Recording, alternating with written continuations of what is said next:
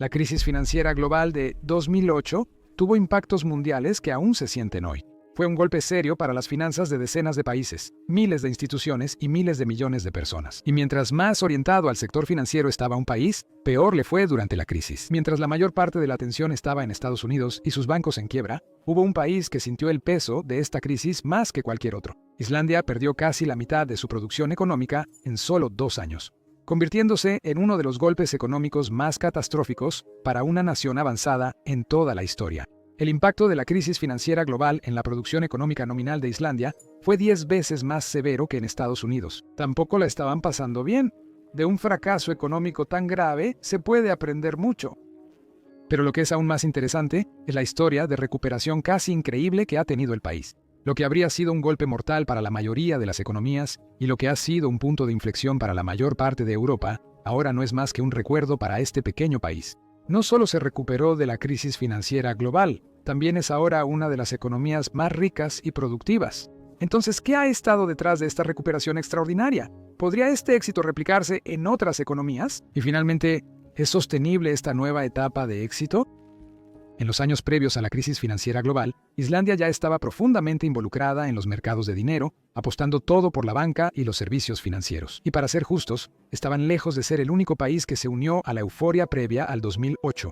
Y tras el colapso financiero de las hipotecas subprime, gran parte del mundo moderno sufrió pérdidas devastadoras. Es solo que, en el caso de Islandia, ellos lo apostaron todo.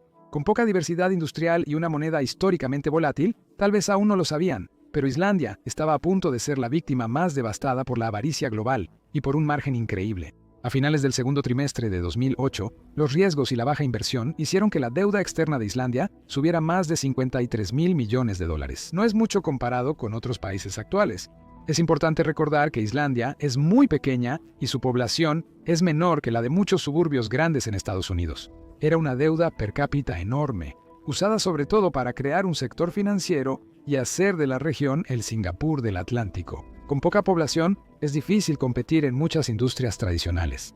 Pero por supuesto, con el beneficio de la retrospectiva, había adoptado el negocio equivocado en el momento equivocado. La deuda era tan grande que el Banco Central dejó de ser prestamista de última instancia para evitar una caída catastrófica de los bancos. Aún más sorprendente, en contraste con la mayoría de los países occidentales que intervinieron para salvar estas instituciones, el gobierno islandés básicamente se lavó las manos, permitiendo que los bancos que participaron en esta carrera fracasaran. En ese momento, esto fue extremadamente controvertido, lo que llevó a una batalla financiera con los Países Bajos y el Reino Unido, que terminó con una decisión que permitió a Islandia no ser responsable de las garantías mínimas de depósitos holandesas y británicas. Garantizaron los depósitos a nivel nacional y aseguraron un préstamo de 5.300 millones de dólares del Fondo Monetario Internacional y países nórdicos para restaurar su sistema bancario, arrestando a varios banqueros clave en el proceso. El entusiasmo de Islandia por la banca no regulada la hundió en la crisis financiera global, llevando su deuda al 130% del Producto Interno Bruto en 2011. En ese momento, este número era inusual. Ambos solicitaron unirse a la Unión Europea casi al mismo tiempo, pero debido a los recientes acontecimientos y colapsos en el continente, la Unión Europea pausó la solicitud, ya que Islandia estaba cerca de convertirse en un estado fallido. Pero para 2016 era casi como si nada hubiera pasado. 5 años después del pico, el Producto Interno Bruto per cápita volvió al nivel previo a la crisis y la deuda respecto al Producto Interno Bruto bajó a menos de la mitad en diciembre de 2023. Y mucho de esto realmente tiene que ver con la naturaleza única de Islandia. Hoy enfrenta otra volatilidad, pero curiosamente, las causas de sus altibajos son las mismas que le permitieron recuperarse más rápido que sus vecinos occidentales. Es la 18ª isla más grande del mundo, con 103.000 kilómetros cuadrados. Y aunque eso es una cantidad decente de superficie, su población es minúscula, alrededor de 394.000 en el momento en que se subió este video. Islandia también tiene un Producto Interno Bruto muy bajo, de aproximadamente 31.000 millones de dólares estadounidenses. Esto no parece impresionante, lo que hizo que su experiencia en la crisis financiera global pasara desapercibida. Sin embargo, las pocas cosas que Islandia hace bien son más que suficientes para su modesto tamaño. Aunque al país le falta seriamente diversidad industrial, la verdad es que realmente no necesita mucho. Y lo que sí tiene, lo compensa de manera efectiva por cualquier cosa que podría haber necesitado si estuviera en otro lugar. La geografía está de su lado. En una serie de conflictos prácticamente sin bajas, acertadamente llamados las Guerras del Bacalao, Islandia expandió enormemente su territorio marítimo, y aunque las exportaciones pesqueras suben y bajan, siguen generando una ganancia considerable de más de 2.500 millones de dólares en el año 2023, representando el 25% de las exportaciones totales del país. Esto es impresionante, pero no explica cómo este país ha logrado mantener condiciones de vida líderes a nivel mundial, incluso en comparación con otros países europeos con industrias de primer nivel. Lo que distingue a Islandia es su energía, casi totalmente renovable, lo que la convierte en líder mundial en ciertos aspectos. El país tiene alrededor de 37 grandes plantas hidroeléctricas y unas 200 más pequeñas, cuya construcción comenzó en el siglo XX y se prevé que se construyan más en un futuro cercano. Mientras que, aproximadamente al mismo tiempo, había otra fuente que habían aprovechado, originalmente utilizada por los agricultores para calentar sus hogares, y que ahora se usa a una escala mucho mayor: la energía geotérmica. La electricidad es increíblemente barata, lo que hace que las facturas de energía en Islandia solo alcancen un promedio de $30 estadounidenses al mes, lo cual es bastante impresionante, considerando cuánta calefacción se requiere durante los periodos de frío extremo. Aprovechando ambas fuentes de energía, Islandia produce más electricidad per cápita que cualquier otro país en la Tierra, y se espera que esto solo aumente en las próximas décadas. La economía y el uso de energía están muy ligados, ya que los países ricos consumen más energía para vivir mejor. La energía barata también es una gran ventaja industrial. Al ser una de las regiones geológicamente más activas del mundo, Islandia calienta casi el 90% de sus hogares con uso directo de energía geotérmica. La energía también ayuda en la piscicultura y los invernaderos. Pero lo que hace que esta fuente de energía sea realmente valiosa, especialmente a nivel mundial, es cómo ayuda en el proceso de las aplicaciones industriales más intensivas en energía del mundo. La primera es la fundición de aluminio. El proceso consiste en disolver alúmina, agregar ánodos, aplicar corriente eléctrica y extraer el aluminio fundido para poder moldearlo. Por supuesto, siendo un canal de economía, esta es una explicación simplificada. Básicamente, lo único que hay que entender por ahora es que el aluminio requiere muchísima energía para producirse, el doble que el hierro. Al ver países similares, se entiende por qué Islandia tiene un futuro prometedor. Actualmente, China lidera la producción de aluminio con cerca del 60% de la capacidad mundial, aunque parece estar alcanzando un límite. Esto se debe a que un país como China tiene que depender de energía generada por carbón y gas natural, lo cual tiene efectos dañinos en el medio ambiente.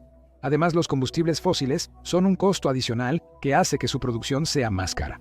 Islandia, en cambio, no tiene este mismo problema. Debido a que la energía geotérmica es una fuente renovable y el calor que se utiliza se repone constantemente gracias al núcleo radiactivo de la Tierra, Islandia podría depender de esta producción de energía durante miles de millones de años. Las plantas geotérmicas ya establecidas tienen costos operativos mucho menores. Pueden construir más plantas geotérmicas para abastecer la industria, lo cual ya están haciendo, y se espera que se realicen más perforaciones entre los años 2025 y 2027. Un uso interesante y popular recientemente en esta industria es la criptomoneda, aprovechando su energía interminable. Aunque la criptomoneda ha recibido muchas críticas, ya que la minería requiere una enorme cantidad de energía, Islandia es uno de los pocos ejemplos donde la práctica no solo es sostenible, sino que el país no enfrenta ninguna reacción ética que impida que las operaciones crezcan más, como sucede en otros lugares que dependen de fuentes no renovables para lograr solo una fracción de la producción. Ahora, si este éxito es sostenible o no, bueno, sí y no. La energía barata y confiable siempre será una gran ventaja para cualquier economía, y eso significa que puede ser fácilmente competitivo en una variedad de industrias. Incluso si su pequeña fuerza laboral se enfoca en una sola, siempre tienen opciones de respaldo. Por ejemplo, la inteligencia artificial es la industria de mayor crecimiento, y depende de grandes centros de datos que consumen mucha energía.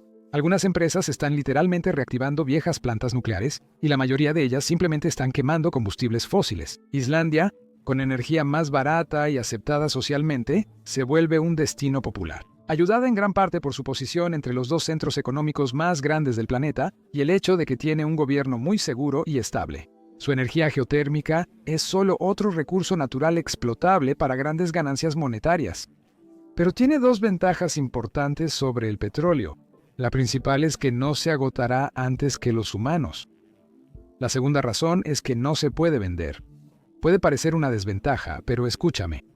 Islandia, al no poder exportar fácilmente este recurso a compañías extranjeras, casi ha tenido que crear industrias nacionales para aprovechar sus recursos naturales. Esto significa que, en vez de ser solo otro caso de la enfermedad holandesa, ha usado sus recursos energéticos de forma menos eficiente, pero que exige actividad económica real. Así que sí, tiene ventajas. Pero el hecho es que, incluso con su pequeña población, el país todavía depende bastante de las contribuciones que vienen de fuera de sus fronteras. Sin exagerar, realmente no podrían ser la historia de éxito que vemos hoy sin eso. Y esto no tiene nada que ver con el apoyo que recibieron después de la crisis financiera global. Los invernaderos y sistemas sostenibles exportan unos $234.000 en frutas, pero importan cerca de 928 millones para ofrecer una dieta equilibrada a sus residentes, sin contar granos ni verduras, barcos, vehículos, fármacos y componentes, como electrodos de carbono para fundir aluminio, todo proviene del suministro de otro país. Hasta el pescado, antes recurso clave de Islandia, ahora es una importación importante, importando filetes de Alemania, el Reino Unido, los Países Bajos y Estados Unidos, además de peces vivos de España para repoblar. El turismo, impulsado por su belleza escénica y aguas termales, ha sido clave en la economía islandesa por más de 30 años, empleando al 20% de la población y aportando casi el 10% al Producto Interno Bruto. Los vuelos entre América y Europa suelen ser más baratos si haces una escala corta en el país.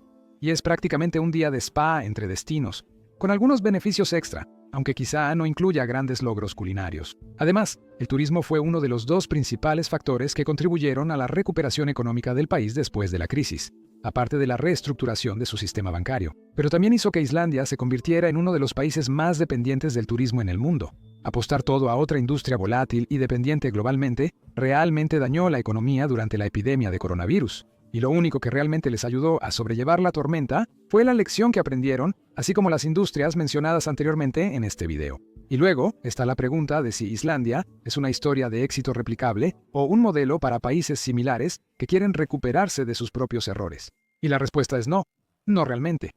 La realidad es que Islandia es un país con recursos, solo que de una manera menos evidente. Se podría decir que solo tuvieron suerte, y muchos beneficios dependen del tamaño y ubicación. El país es muy pequeño para ser un modelo económico confiable para otros. Por ejemplo, recibe muchos más turistas al año que su población. Eso no sería posible en Estados Unidos. La mina de oro geotérmica del país está fuera del alcance de la mayoría, aunque la industria gana importancia incluso en lugares de difícil acceso. Pero para replicar las condiciones de Islandia, literalmente tienen que ser casi perfectas. Se requiere actividad volcánica y fuentes de calor, así como los medios para perforar lo suficientemente profundo y extraer fluidos de reservorios calentados por el núcleo terrestre para generar electricidad. No sería factible en la mayoría del planeta. Técnicamente, esto también es un gran beneficio para Islandia. Su fuente de energía realmente no puede ser copiada por la mayoría de los que lo intentan, y su incapacidad para transportar los sistemas a otros lugares crea una oportunidad de empleo estable y duradera para quienes viven ahí todo el año. Y en cuanto a las lecciones que deja el viaje económico de Islandia, la única que se puede encontrar es que los sectores financieros desregulados y sobredimensionados a menudo corren el riesgo de paralizar países que de otro modo serían rentables. Se podría argumentar que las importaciones van y vienen, pero mientras el país tenga algo que ofrecer, realmente es autosustentable. Con instituciones responsables e inversiones donde realmente importan, al menos para Islandia, no hay más que ascender. Ahora, el único otro país que realmente ha aprovechado mejor su riqueza de recursos que Islandia es, posiblemente, el pequeño favorito del canal, Noruega.